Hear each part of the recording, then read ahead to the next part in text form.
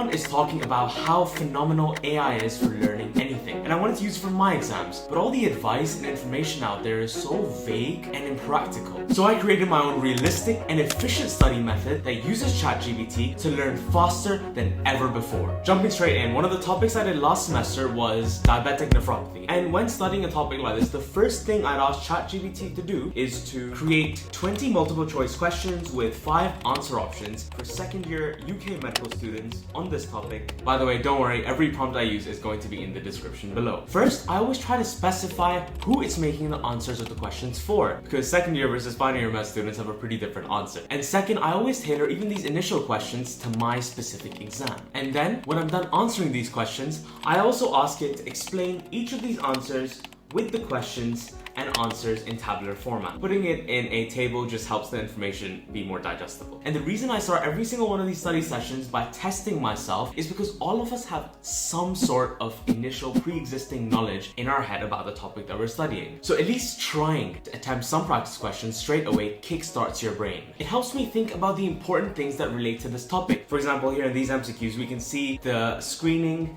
the causes, the types, the epidemiology. All of these things are important so that while I'm studying, I at least have some idea of the things to look for. And secondly, these MCQs help me realize how much I don't know and help me figure out the subtopics that I probably need to give more focus to. Layering with ChatGPT, basic overviews. Now, the way we learn knowledge is by connecting this new information that we're learning to pre-existing information or visual images in our head. And this encoding happens most naturally for me when I try to learn in layers. Easiest to hardest. Easiest layer of basic information first, then the intermediate concepts, and then taking in the hardest details. Structuring the way you take in the knowledge helps with the way you connect that information inside your head. So to start with that easiest layer of information, the next thing I do is ask ChatGPT to give me a basic overview, one by one, of the most important parts of diabetic nephropathy. I base this off the learning objectives of the case I'm doing that week, and in this one, we include the pathology, the treatment and management, the epidemiology. So I try to include all of that inside the prompt. I make sure that ChatGPT knows this is a basic overview that acts only as that easiest layer, the basic foundation that I need to learn. And asking it to format it in terms of bullet points makes the information even easier to understand. Just reading through a basic overview like this for 5 minutes and then watching a quick video, that's all you really need for that easiest layer. Those simple, animated, extremely visual videos are really good for going through and visualizing the main processes. Oh, and speaking of videos, this is another magical thing you can use ChatGPT for if you want to process long form videos like lectures or even videos on YouTube. So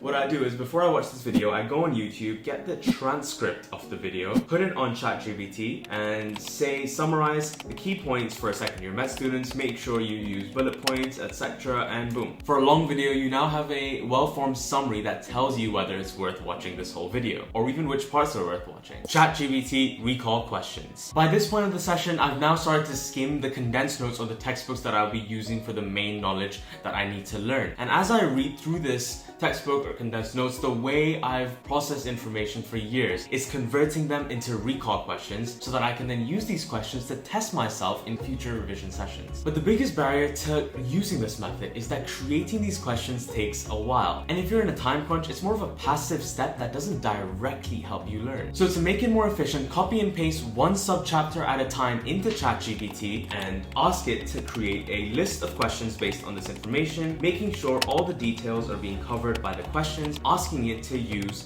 a mix of open-ended and direct questions as well. And this is what I've come up with. We can compare it to the questions I made for the topic, and as you can see, they're similar, but I prefer them shorter and easier to read. So I'll ask ChatGPT to do just that, and boom. Making questions this way is more efficient, and ChatGPT does it to a decent level, but it should not be used as the final solution. It's a good start, but you should not rely on it. So this is what I do instead. I paste the subchapter into ChatGPT and create this list of questions that cover all the details, and then I go through the information, learning it in layers from that subchapter, trying to understand it, and while I try to understand it, I create my own questions as well. I add to this, I improve the ones ChatGPT gave me, see which ones are relevant, which ones are too easy, which questions need to be made a bit more tricky for me. If you want to learn well, you still have to be very active with your learning process. It can't be, oh, just copy and paste the questions from ChatGPT and job done. ChatGPT isn't good enough yet, and you can't think of the perfect prompts tailored to each of the topics that you're doing while you do it for the first time. So yes, use these questions, but use your own evaluation to prioritize what you need to learn and make the questions for what your examiner is more likely to ask you. The secret to understanding with AI. The biggest mistake students make is thinking of ChatGPT as a fact-generating machine. Like, just spoon-feed me all the information that I need to know and I'll just read it and understand everything. No, ChatGPT is useless if you think of it that way. The thing is, you want to spend the time letting your brain do the effortful learning, while ChatGPT should be used to remove all the passive steps that you need to take to get to that proper study, like finding the best explanations for a difficult concept, like being used as a soundboard for a discussion on that concept, like helping you evaluate that information, thinking about what else it links to. For example, by this point of the study session, I've gone through most of the intermediate concepts, I'm reading through the subchapter, but when I get through the pathology, I find it a bit difficult, which it actually is, to be honest. So I asked ChatGPT to act as an expert scientist of diabetic nephropathy and treat me as a beginner with basic medical knowledge. How does the pathophysiology of this disease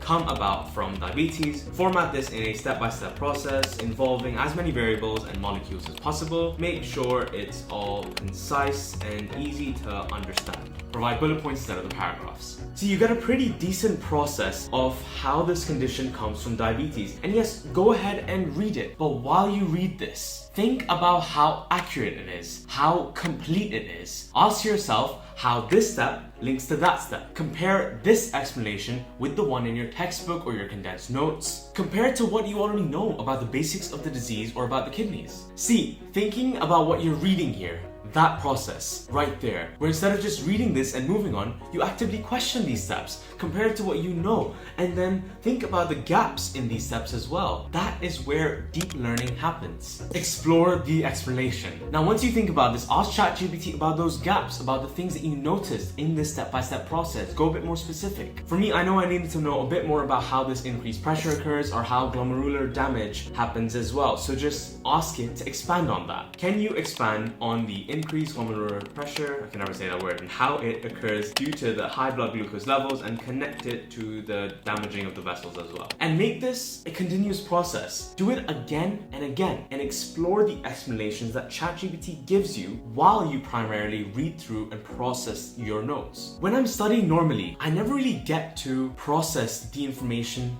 this actively, because to do it to this level, it's a lot more effort. I only really end up making the questions, and then while I read, I question sometimes what I know about the information, which is an active process, but it's not as good as this. But here with ChatGPT, comparing and analyzing the information, a higher order form of learning, becomes so simple. This is because here I have AI answering me exactly what I asked for. So I have the freedom to think about the information, finding the gaps as possible with ChatGPT, and I can also then analyze different sources and compare it to what ChatGPT has given me. That's where you're making your brain work to deeply learn, to deeply understand the information. And that's the big benefit of having ChatGPT. It isn't just that fact-generating machine. Another thing ChatGPT is really good at is coming up with analogies to simplify complex processes. And that again allows us to skip that passive step of creating an analogy, and rather gives us time to think about how it relates to the process we're talking about. So ask it to remain an expert of diabetes and explain the pathology of diabetic nephropathy to a 10-year-old whilst helping with the visualizing as much as it can, providing helpful mnemonics, and to remember the process is an added benefit as well. And see, this is a nice, maybe too simple way to understand the process, but what I do again isn't just reading this and going like, yeah, nice. To make this effective for your learning, what you need to do is evaluate this analogy. Think about the ways in which it works and the ways that it doesn't work.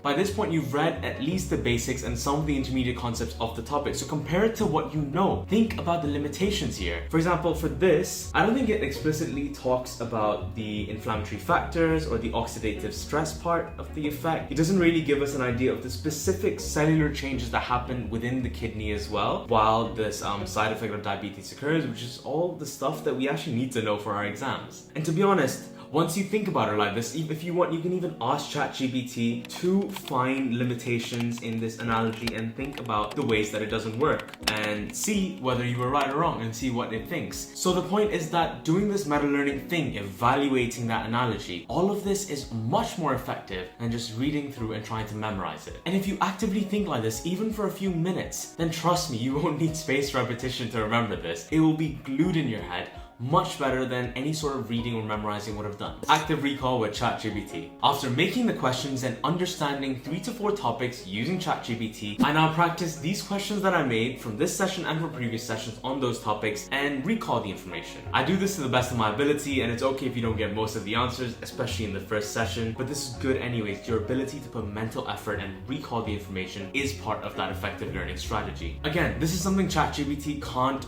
do for you. You have to put in that mental effort. But what it can do is not only provide you with some quick answers to the recall questions you made, but provide clinical context when suitable, and provide helpful ways to remember the answers better next time as well. So what I do is answer these questions without any resources, try and recall as much of the information as possible, go through a few at first, and then look back to ChatGPT and the answers initially that it has provided, look at the clinical context that it's given, and if applicable, look at better ways to remember the information. But to be honest, ChatGPT isn't the main part of this step. Yes, I do look at the answers and the things that ChatGPT has provided me, but then I always go back to the textbooks or the condensed notes to look at the information that I need to know in context of what I need to actually learn for the exams. We can't just be relying on the 1 or 2 line answers that ChatGPT is giving us on those concepts, because yes, they may be right, but that's not what the examiner will be testing you on. They'll be testing you on your lectures, on the clinical textbooks that you have, or whatever sources that you use for your subjects. So naturally, that's what you should be looking back to and thinking about recalling better the next time. You can always ask ChatGPT for tips on how to remember a specific answer from the textbook a bit better, but you can't rely on it. Anyways, this is a realistic study method for me, involving initial testing, creating questions, layering the knowledge throughout the process, understanding with higher order learning strategies, and then at the end recalling all the information that was learned. All of it powered and made more practical and efficient by ChatGPT. If you want to become better at remembering more of what you study every single day,